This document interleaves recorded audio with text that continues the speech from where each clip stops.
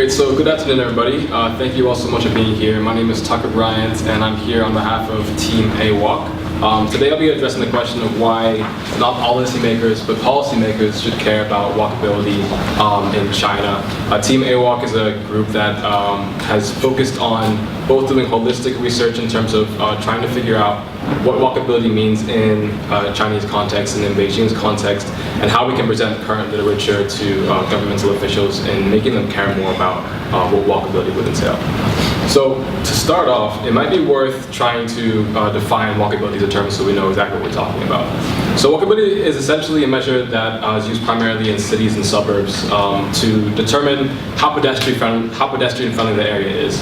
The term walkability has been used to indicate the extent to which the built environment of an area is friendly to the presence of people living, shopping, visiting, or just generally enjoying a space. And although in the past it's been a little more than a concept that pedestrians and policymakers would need to get a feel for just by walking around in a city or an area, today there are several indicators that are used to measure walkability at a more quantitative level. So certain indices have been used to create or determine the walkability of how easy it is to get from one place to another. One such index is called walk score, which uses algorithms to create maps on areas based on how geographically sustainable an area is for pedestrians. This is actually an image of San Francisco that's generated by walk score, which rates incredibly highly on walkability. And now other indices measure pedestrian danger by gathering data on whether the number of deaths or injuries, gathering information on basically pedestrian mortality and seeing how dangerous those areas are. This is actually an image of Orlando, Florida, which rates on basically the highest danger for pedestrian mobility in the United States. So there are some other factors that contribute quite strongly to what walkability can be influenced by. And these include the air quality of an area, the connectivity of streets, the amount of land use mix that is in an area that can include whether an area is strictly residential, commercial, or whether it has mixed uses, how dense the residences in the area are, the crime rates actual and perceived, and we'll get to this later, but it does matter whether or not, even if an area is safe in terms of the statistics, if pedestrians perceive it to be dangerous, it's going to make them less likely to walk in the area. The aesthetics of the area are also very important, just to create a walk experience. The access to transit, which also connects to the idea of street connectivity, but in a sense of other kinds of mobility. The quality and frequency of footpaths, the access to street furniture like benches and tables, and finally, the amount of traffic and the speed of the traffic in the area. So by now maybe you're wondering why exactly it is we're focusing on Beijing, and the answer is that it's not specifically about Beijing, but about Asia as a whole. As an entire continent, but in China in particular, Asia has undergone rapid urbanization in the past 50-odd years, and urban planning is increasingly leans towards supporting infrastructure for cars, and less and less for pedestrians. So this is a table presenting research collected by the NGO we've been working with called Clean Air Asia, showing that there have been unanimous decreases in the proportion of commuters traveling by foot across the continent. So from this we realized that clearly walking is no longer a pleasant mode of transport in Asia's major cities. But we're asking the question of, should it be? And as it turns out, looking at the 4 pillars of sustainability, fostering walkability from an urban design perspective is incredibly practiced for several different aspects of the city's sustainability. We can evaluate the benefits of walkable cities from 4 main perspectives, and those are related to the economy, the environment, the social equity of the community, and the culture of the community. So we're going to start by looking at some of the economic benefits, since those might be the most important and the hardest to tackle. So first of all, the public costs of walking are much less dire than those of any other mode of transport. But this is data gathered by Todd Littman that shows the costs associated with motorized forms of transport, and that they're invariably more expensive than those associated with walking and other forms of non-motorized transport. This is particularly relevant to recent findings that China's cities are becoming increasingly obese, leading to enormous expenditures by the government to provide healthcare. But we also find that cities with low walkability are generally associated with low density development in order to account for road pavements, parking spaces, and the like. But this leads to land use patterns in which money is spent on mitigating public costs, such as traffic and noise, and a much less inefficient proportion of the land consumption per capita is used by residents and commuters. By encouraging people to walk in China's cities, we offset pretty much all of those costs to some extent.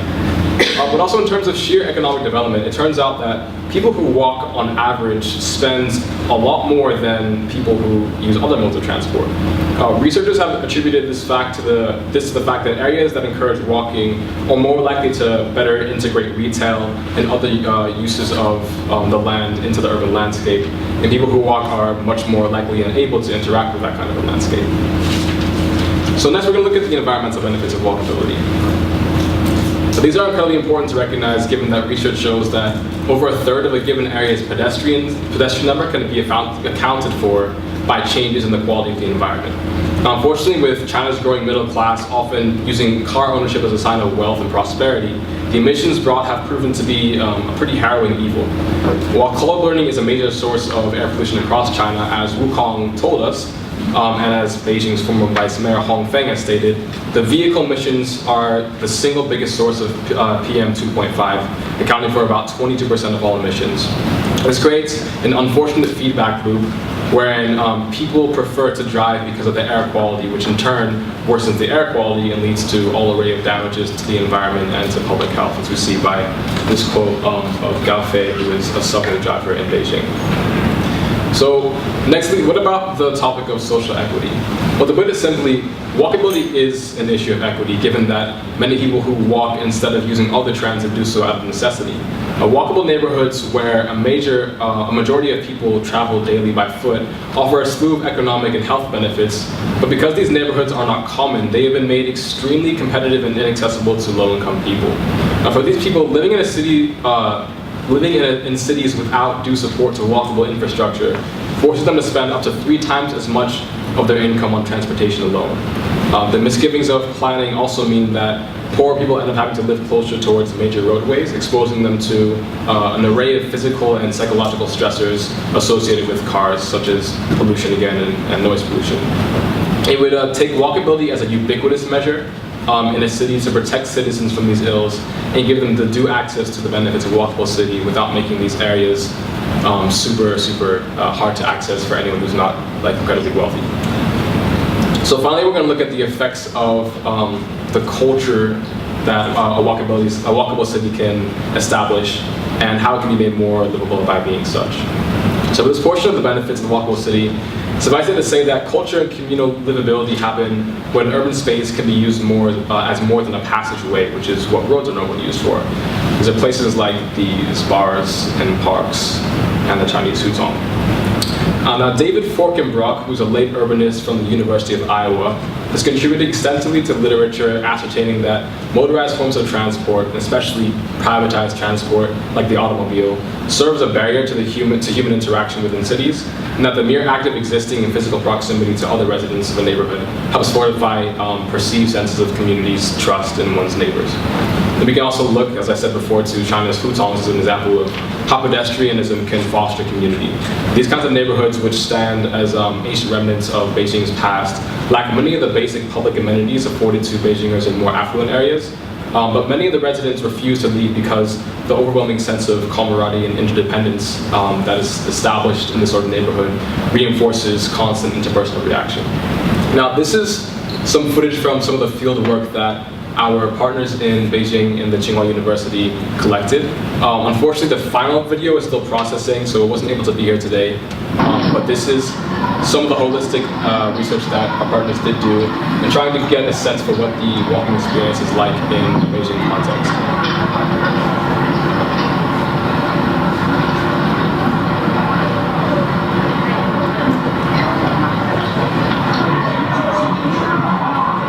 So as you can see, planning seems to be supporting much more for motorized forms of transport, and as we saw when the pedestrians are crossing the street in the first instance, it can be super difficult to actually feel like there's infrastructure that tries to support people walking and not getting killed by cars every time they want to cross the street. And on this end, we also did some research, or I did some research in San Francisco to interview people to find out what makes them more or less likely to walk in a certain area. We focus on Market Street since that's the most analogous to some of the wide roads that we see in Beijing, and found that basically people in San Francisco are more likely to walk if their experience is going to be made pleasant by the fact that it's convenient and not time-consuming, and provides them access to both different modes of transport and to public amenities. So we asked the question about what policymakers can do about all of this. So put it simply, when policymakers are debating how to move forward with urban development in Beijing, they can do so with more of a sensitivity towards how their decisions affect the likelihood of people walking in their cities. Now, several urban theorists would advocate smart growth, which is an approach of planning that concentrates growth in walkable urban centers in order to avoid sprawl. And on the screen here, you can see one projection of what urban theorists might suggest this would look like. So this is a form of growth that basically values long-term concept of sustainability, like the ones we discussed earlier, over a more short-term focus. And it's a form of growth that allows for all aspects of urban sustainability to remain healthy by benefiting all stakeholders involved.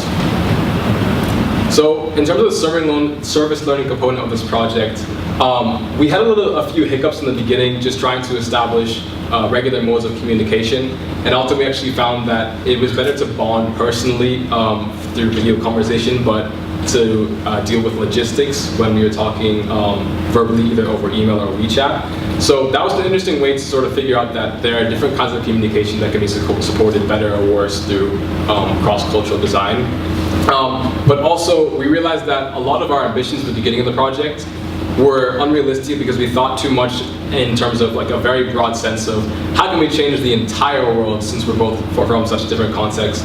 And it would have been probably more useful to start from a small place and figure out how to branch out from there. So moving forward, and as we present our findings to Clean Air Asia and hope that we can get them to help us advocate with the Chinese policymakers and the Chinese government, we would probably think more about looking at small things first and seeing how we can move on from there to implement sort of long-term change. So thank you very much.